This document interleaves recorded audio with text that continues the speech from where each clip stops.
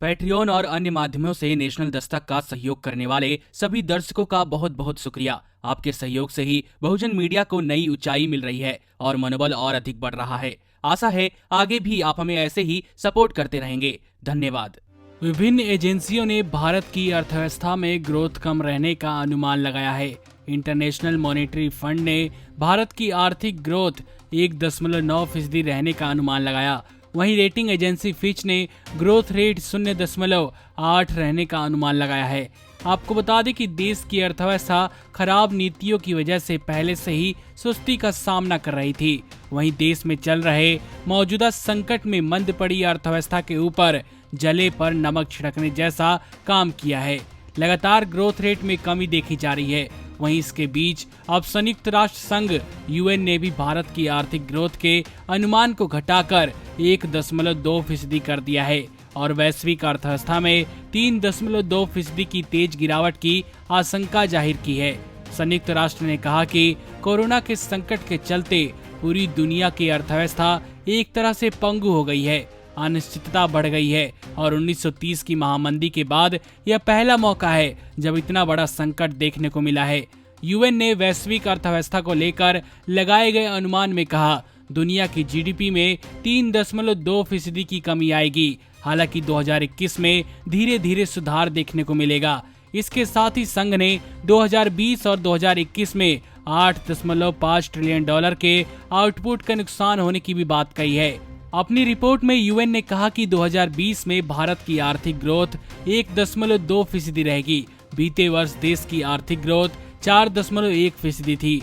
UN ने वैश्विक आर्थिक स्थिति और संभावना नाम से तैयार किए गए रिपोर्ट में भारत के बारे में कहा कि 2019 से ही मंदी का असर झेल रही अर्थव्यवस्था पर लॉकडाउन का काफी अधिक प्रभाव देखने को मिला है।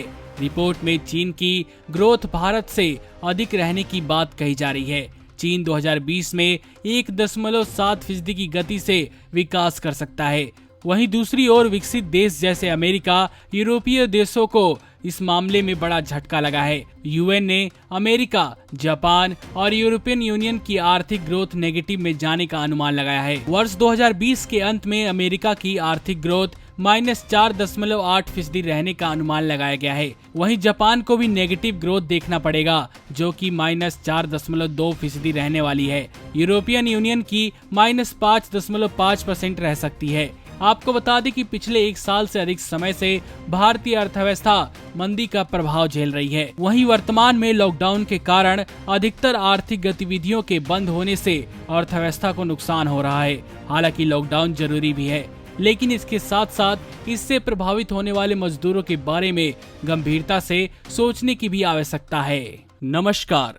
नेशनल दस्तक अपनी आर्थिक जरूरतों को पूरा करने के लिए अपनी ऑडियंस पर निर्भर है। बहुजन समाज से संबंधित मुद्दों को उठाने के कारण यूट्यूब की तरफ से नेशनल दस्तक की कई वीडियो पर एड्स नहीं दी जाती, जिसके कारण हमें आर्थिक समस्याओं का सामना करना पड़ रहा है। आपका एक छोटा सा कदम बहुजन मीडिया को बचा सकता है। आपके सहयोग और सहायता के कारण ही हमने अभी तक यह मुकाम हासिल किया है। नेशनल दस्तक को आप पैट्रियन के जरिए सपोर्ट कर सकते हैं।